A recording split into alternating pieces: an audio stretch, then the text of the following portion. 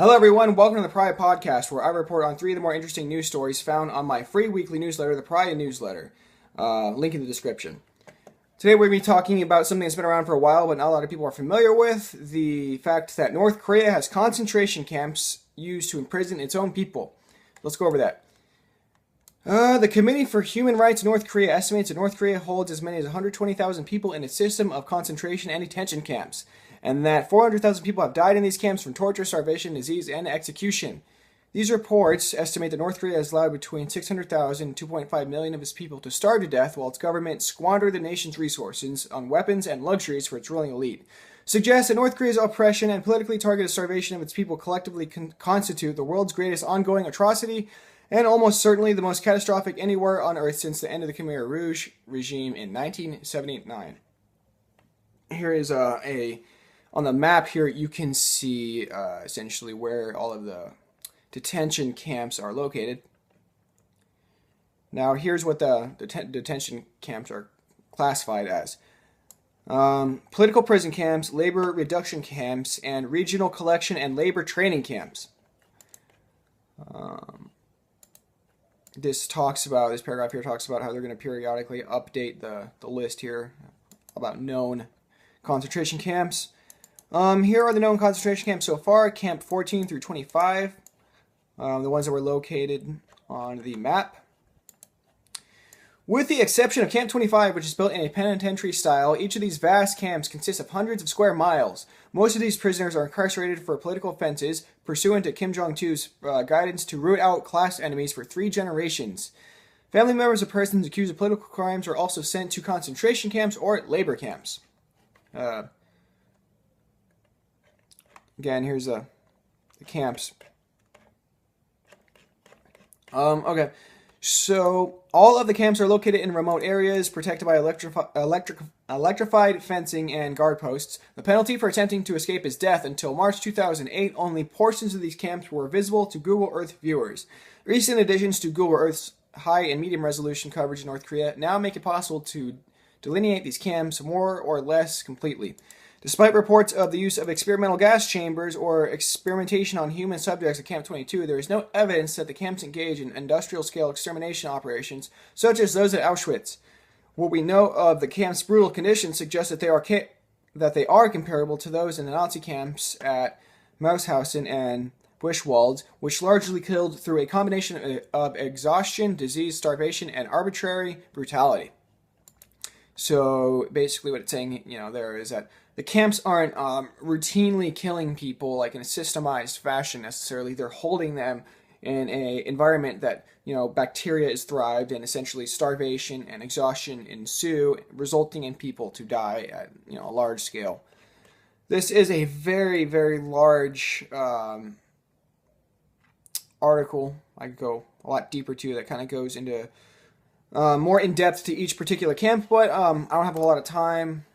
So I'm going to move on to the next news story, which is something that can be found straight out of Breaking Bad. Pharmaceutical giants caught supplying cartels with tons of bulk ingredients to produce meth.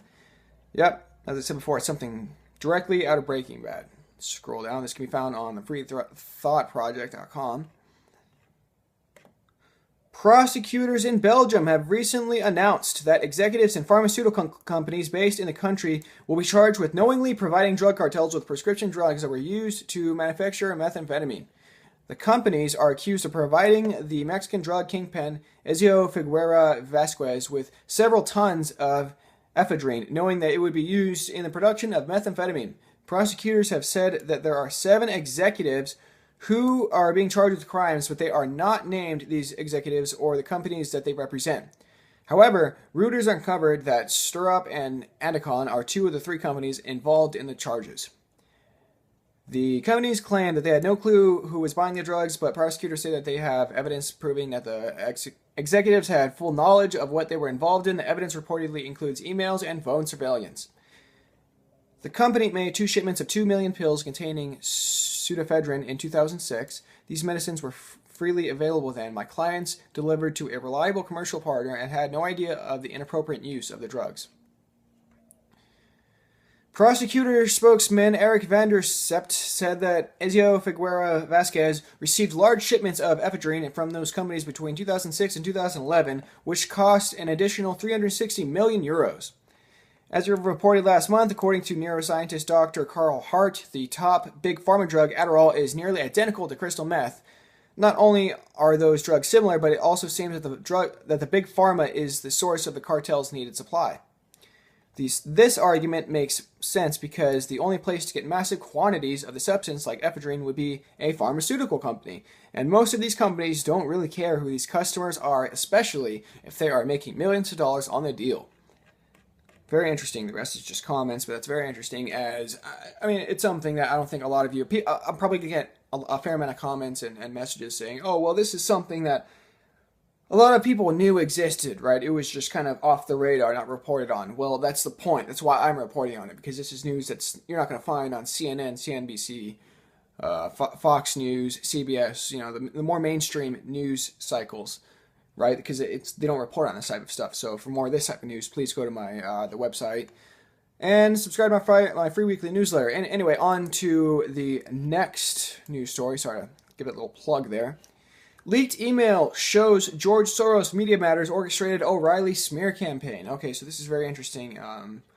As it says here in the title, essentially there's this leaked email that shows that the recent scandal involving Bill O'Reilly, all of his past demons, or whatever you call them, that have been brought up to light recently, they've all been intentionally kind of brought up in this particular moment, and more attention has been given to them now in an effort to drive him off air. And this has been proven by a leaked email. I'm going to just go over the email. For years, and this was sent Thursday, April 13th, from Mary Pat Bonner, someone that's very closely associated with George Soros. I believe she owns an organization that George Soros partially funds. I believe that's how they're related. Anyway, here is the email. For years, Bill O'Reilly has been one of the worst purveyors of misinformation on Fox News, a serial misinformer pushing many of the most extreme sexist, racist, homophobic, and xenophobic conservative theories on television.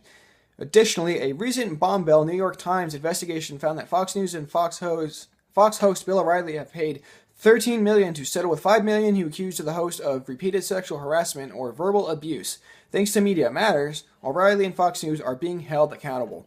That part is important. That last sentence right there is very important.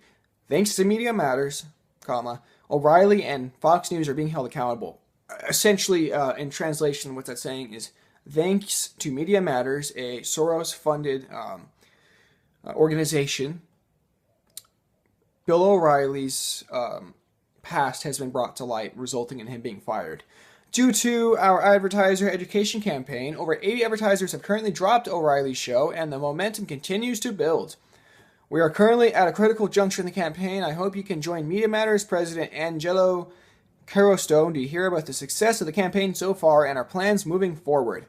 We will be holding update calls next week, one on Thursday, April 20th, 420 at 2:30 Eastern Time, and one on Friday, April 21st, my cousin's birthday, at 2:30 Eastern Time. Please RSVP to Doug Farley at this email address or to this phone number, and he can send you the dial-in information. I look forward to having you join one of these critical calls. Regards, Mary Pat.